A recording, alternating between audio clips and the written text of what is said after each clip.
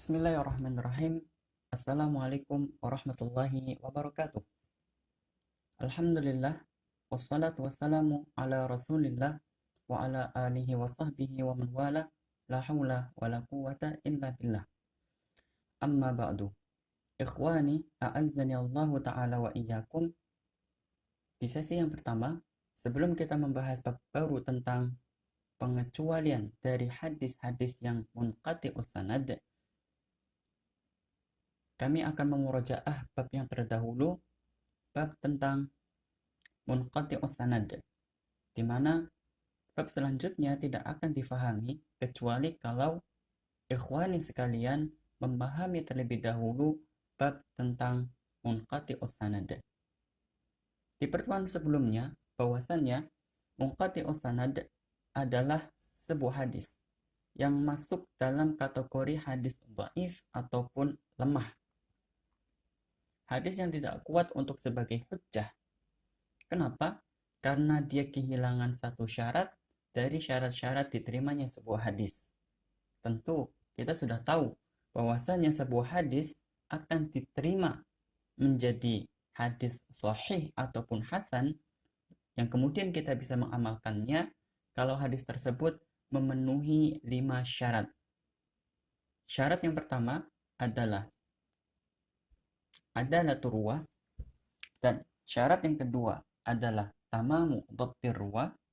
Syarat yang ketiga adalah ittisalus sanad. Syarat yang keempat adalah adamus syududi, dan yang kelima adalah adamul illah. Ternyata hadis munqati'us sanad kehilangan satu syarat dari 5 syarat tadi, di mana syarat yang ketiga adalah ittisalus sanad, atau yang saya terjemahkan dengan nyambungnya sebuah sanad. Ternyata di hadis munqati'us sanad dia kehilangan satu syarat tersebut, di mana sanadnya ternyata terputus. Dan sudah kita bahas juga bahwasannya nama munqati'us sanad adalah nama umum dari hadis yang terputus, dan dia terbagi menjadi 4 bagian. Bagian pertama adalah mursal, bagian yang kedua adalah mu'allaq, yang ketiga adalah mu'dhal, dan yang terakhir adalah munqati'. Sudah kami contohkan juga di pertemuan sebelumnya dengan sebuah permisalan dari sebuah hadis Rasulullah Sallallahu Alaihi Wasallam ketika beliau menyampaikan sebuah hadis kepada seorang sahabat bernama Umar ibnul Khattab radhiyallahu taala anhu. Kemudian beliau menyampaikan kepada seseorang, kepada Alqamah bin Abi Waqqas. Alqamah menyampaikan kepada Muhammad bin Ibrahim. Muhammad bin Ibrahim menyampaikan kepada Yahya bin Sa'id al-Ansari.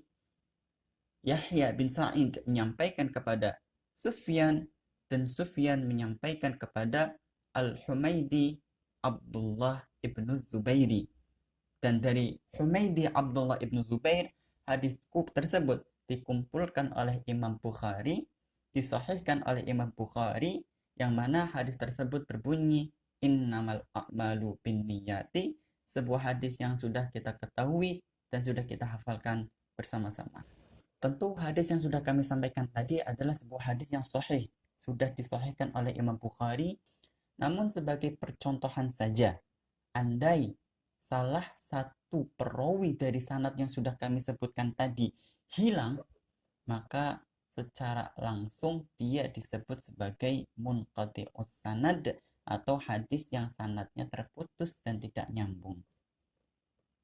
Ada 4 hal yang sudah kita pelajari, bahwasanya ketika hadis tadi terputus di kalangan sahabat Rasulullah Sallallahu Alaihi Wasallam, dalam hal contoh tadi adalah Umar bin Khattab radhiyallahu taala anhu hilang dan tidak diketahui siapa gerangan, maka hadis tersebut sebagai hadis mursal. Kalau yang terputus di generasi awal sanad, atau perawi pertama yang ada di atasnya pengumpul hadis, di atasnya Imam Bukhari, maka hadis tersebut disebut sebagai hadis mu'allaq. Kalau yang terputus itu bukan di awal dan bukan di akhir, namun yang terputus di tengah-tengah hadis lebih daripada satu secara berurutan, maka hadis tersebut disebut sebagai hadis mu'dhal. Dan yang terakhir, kalau yang terputus bukan di awal dan juga bukan pula di akhir, namun di tengah-tengah satu, hadis tersebut disebut sebagai munqati. Atau lebih daripada satu tapi tidak berurutan, namun tidak berurutan, maka hadis tersebut disebut sebagai munqati juga. Ikhwani a'azzani Allah ta'ala wa iyyakum, tadi adalah pembagian hadis-hadis yang masuk dalam kategori munqati ussanad beserta definisi-definisinya adalah definisi dan pembagian yang masih sangat sederhana. Maka harapannya bagi seluruh santri untuk bisa memahaminya, karena bab selanjutnya tidak akan bisa difahami kecuali apabila murojaah tadi bisa difahami dengan sebaik-baiknya. Selanjutnya marilah kita menuju ke sesi selanjutnya tentang pengecualian-pengecualian munqati ussanad. Apa yang akan kita kecualikan dari 4 hal tadi? Apa yang akan dikecualikan dari mursal? Apa yang akan dikecualikan dari mu'allaq? Apa yang akan dikecualikan dari munqati'? Akan ada pengecualiannya. Insya Allah akan kita lanjutkan di sesi yang kedua biiznillah.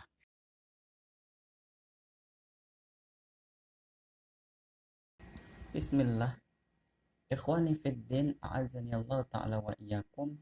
Sekarang kita memasuki ke sesi yang kedua, di mana di sesi sebelumnya kita sudah membahas tentang munqati ussanad yang dibagi menjadi 4, mursal, mu'allaq, mu'dhal, dan juga munqati', yang kesemuanya masuk dalam kategori hadis dhaif ataupun lemah.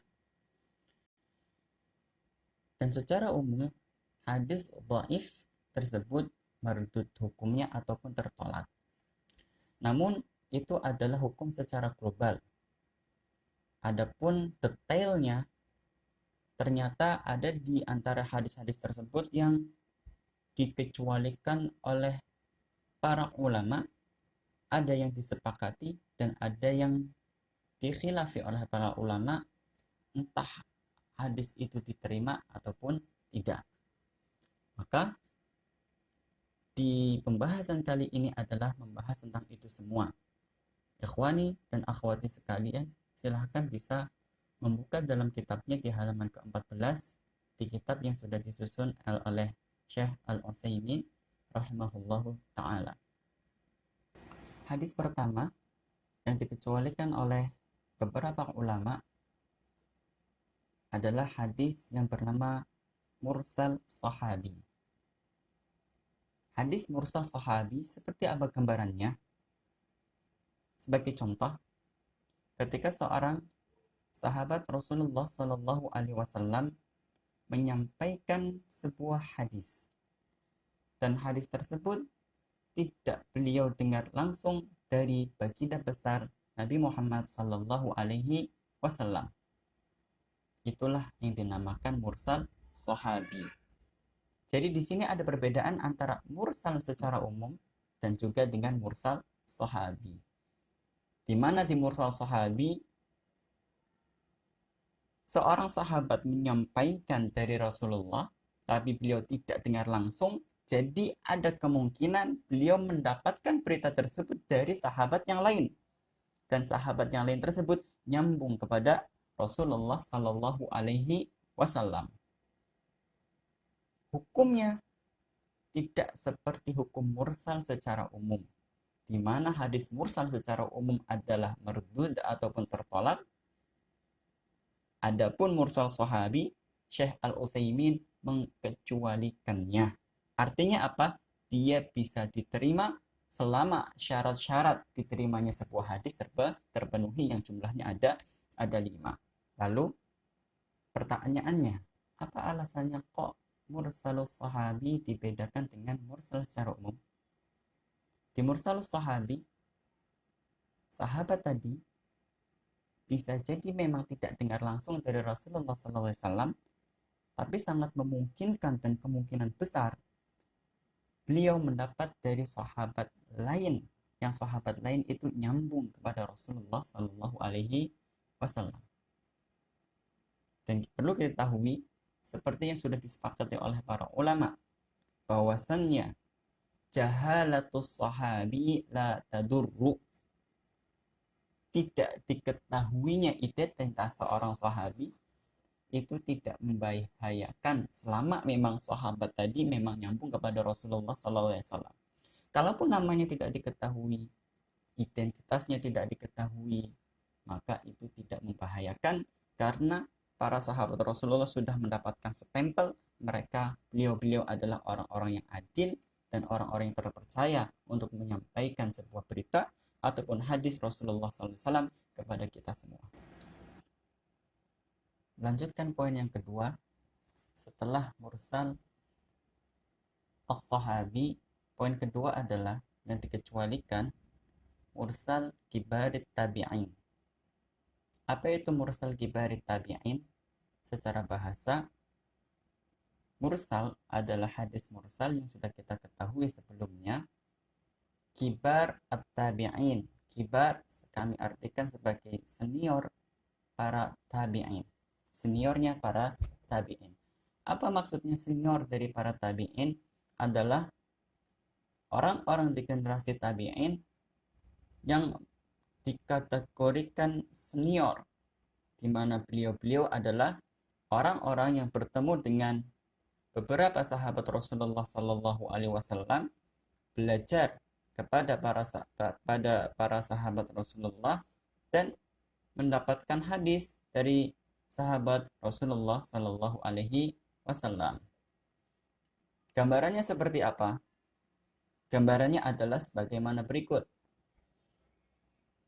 Misalnya, ada seorang kibarut tabi'in atau seniornya para tabi'in menyampaikan sebuah hadis dari Rasulullah Sallallahu Alaihi Wasallam dengan mengatakan, contohnya, an Rasulillah Sallallahu Alaihi Wasallam. Jadi, hadis ini memiliki gambaran sebagaimana berikut. Seorang kibar tabi'in tiba-tiba langsung menyampaikan hadis langsung dari Rasulullah Sallallahu Alaihi Wasallam. Di sini ada pertanyaan, apakah mungkin seorang generasi tabi'in langsung dapat berita ataupun hadis dari Rasulullah? Ini adalah sebuah pertanyaan yang jawabannya adalah tidak. Namun, apabila kita teliti lebih mendalam, perjalanan sanad tersebut bisa memungkinkan hadis tersebut diterima. Bahkan sebagian para ulama menganggap mursal kibarit tabi'in diterima, tapi dengan beberapa syarat. Kenapa? Karena di situ ada kemungkinan.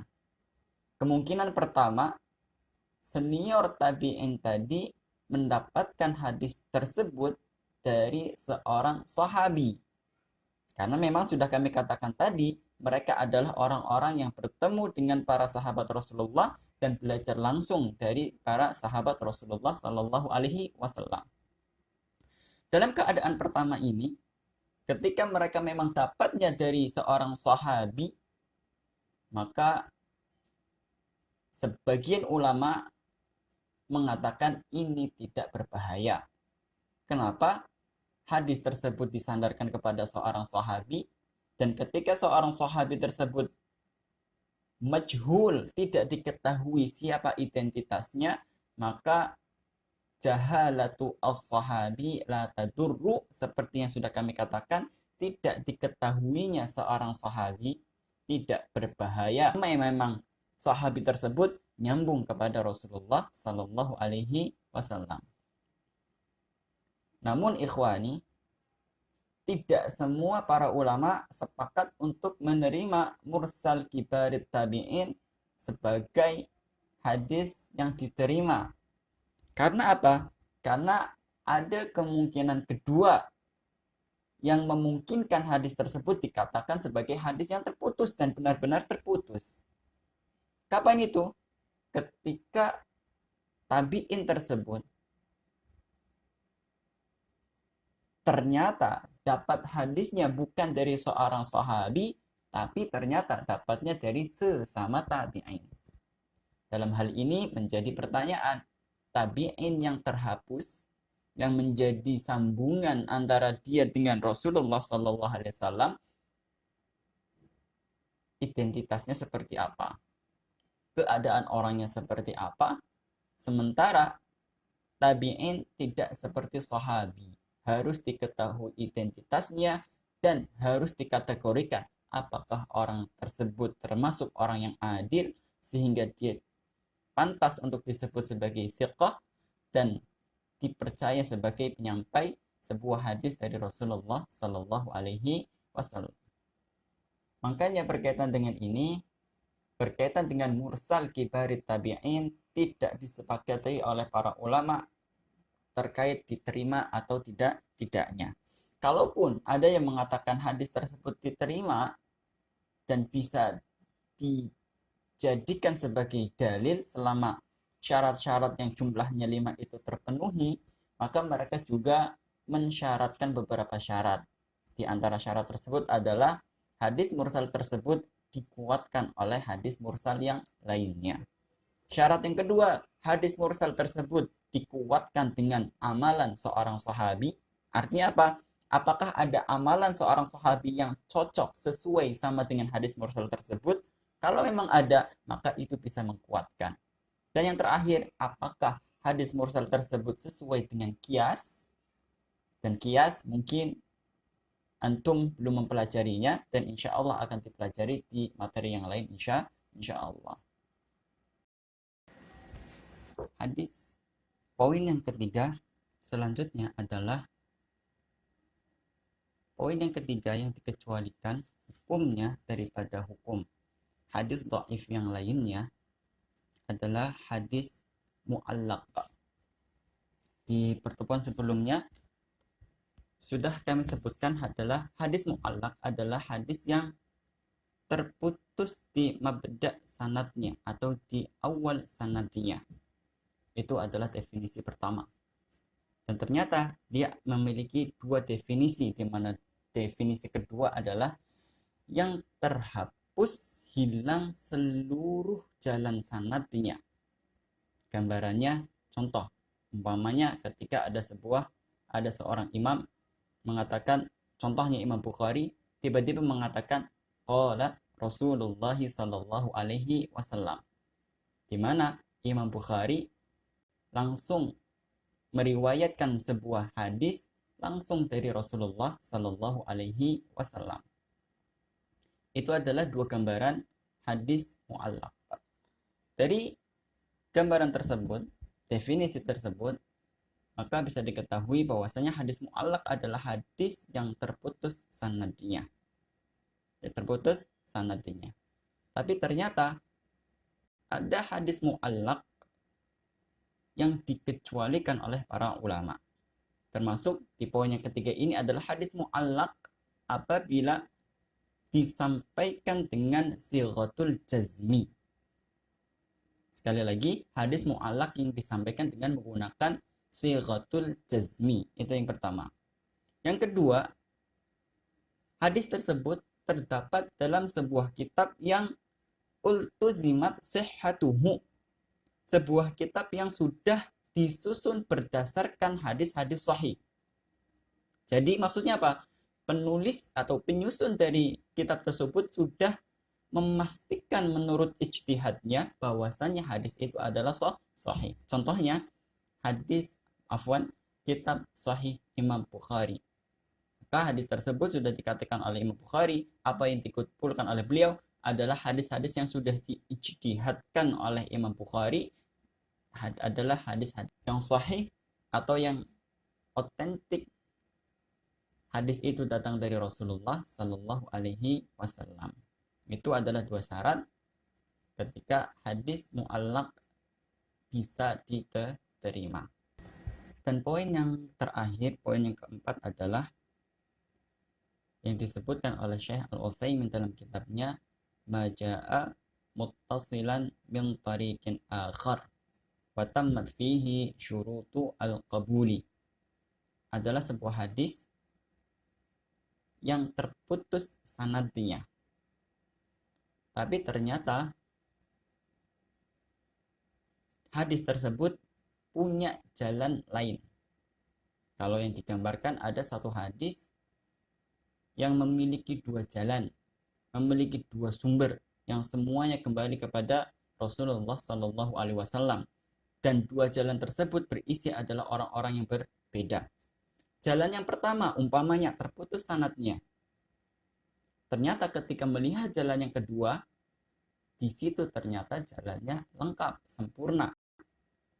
Dan syarat-syarat yang lain ternyata tidak hilang, dan syarat-syarat yang lain ternyata terpenuhi, 4 syarat yang lainnya terpenuhi, maka hadis yang tadinya munqati disempurnakan, ditutupi sama jalan yang lain yang jalannya lebih sempurna, maka hadis tersebut tertutupi kekurangannya, dilengkapi dengan jalan yang lain.